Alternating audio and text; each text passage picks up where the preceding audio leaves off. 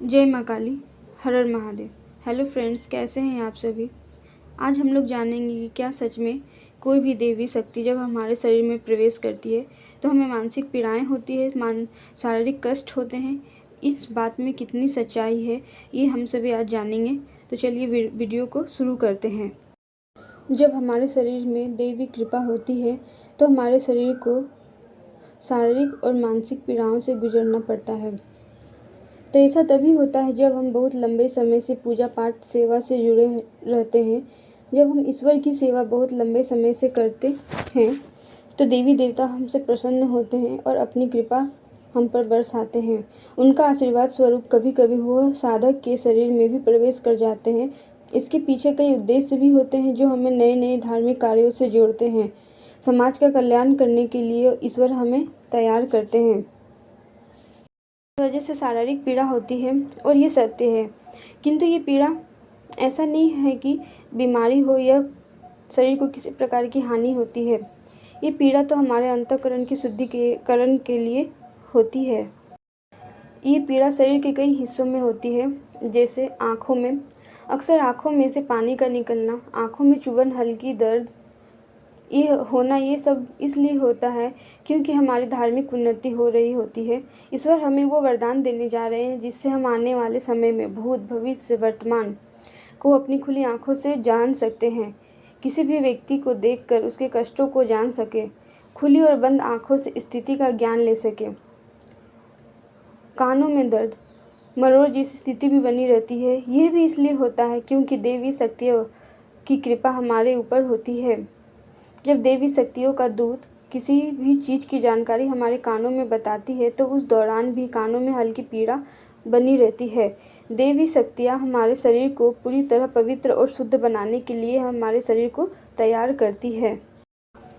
नाभि के आसपास दर्द, यहाँ पे हल्की मरोड़ और पेट के आसपास भी थोड़ा दर्द बना रहता है। इस समय देवी शक्तियाँ हमारी परीक्षा लेती है क्योंकि ये स्थान हमारे अनेक कामनाओं का जगह है और हम इन सभी परीक्षाओं में खरे उतरते हैं या नहीं, शक्तियाँ हमें ऐसे भी परखती है।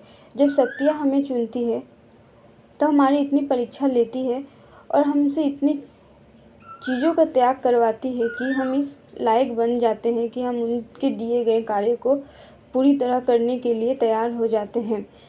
इस तरीके से शक्तियाँ हमारी अनेक परीक्षा लेती है। गर्दन के पीछे दर्द, यहाँ भी हमें दर्द महसूस होता है। यहाँ हमें भारीपन सा महसूस होता है। शक्तियाँ हमें शारीरिक तौर पर तोड़ती है और साथ हमारे शरीर में कुछ परिवर्तन भी लाती है। रीढ़ की हड्डी से ऊर्जा का प्रवाह निरंतर शरीर के ऊपरी हिस्सों में बना रहता है और यहाँ पीड़ा और चुभन होता है। कंधों में दर्द, इन हिस्सों में दर्द का कारण भी शरीर के बदलाव के लिए ही होता है। यहाँ भी बोझ जैसा फील होता है।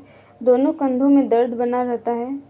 माँ काली की सेवा करने से इन हिस्सों में दर्द देखा जा सकता है क्योंकि माँ हमें अननेसेसरी जिम्मेदारियों से मुक्त करवाती है, नई नई जिम्मेदारियाँ देने वाली होती है और इन सब का एहसास हमें भली भांति होने लगता है। इसलिए इन हिस्सों में हमें दर्द महसूस होती है।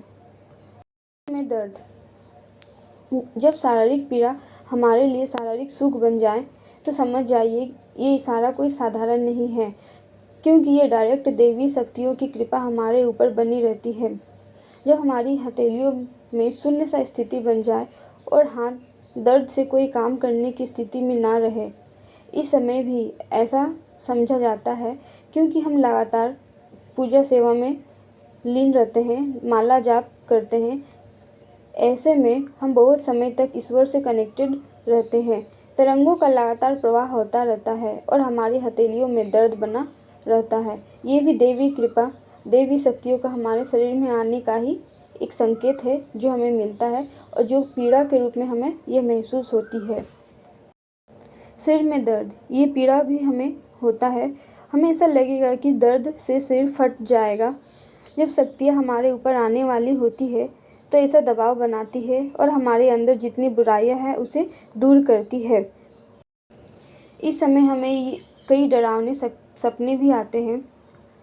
माँ काली की शक्तियों से जुड़े होने के कारण सपनों में शमशान का दिखना, लड़ाई झगड़े का माहौल, हड्डियाँ, अंधेरे में अपने आप को पाना, ये स्वाभाविक है।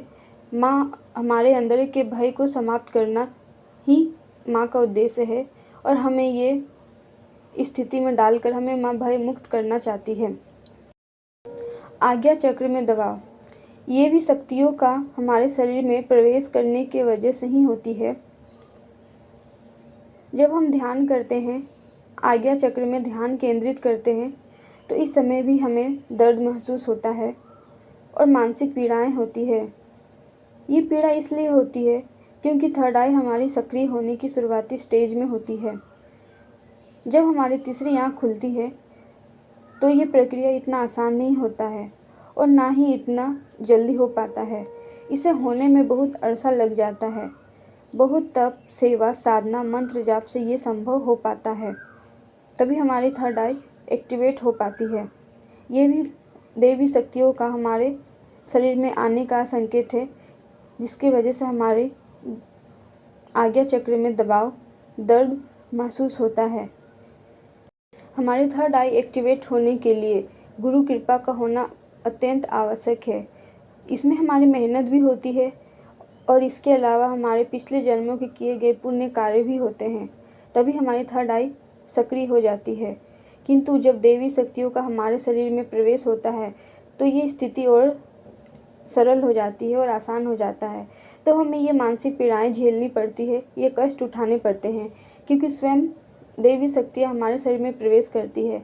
माँ काली का हमारे शरीर में प्रवेश होना होता है, तभी माँ हमें इतनी शक्तियों से, इन ऊर्जाओं से रूबरू कराती है। और इन पीड़ाओं का हमारे शरीर में आना, हमारे शरीर को झेलना, ये भी इसी बात की ओर संकेत करता है कि हाँ, ये शक्तियाँ हमारे शरीर में आने के लिए तैयार है।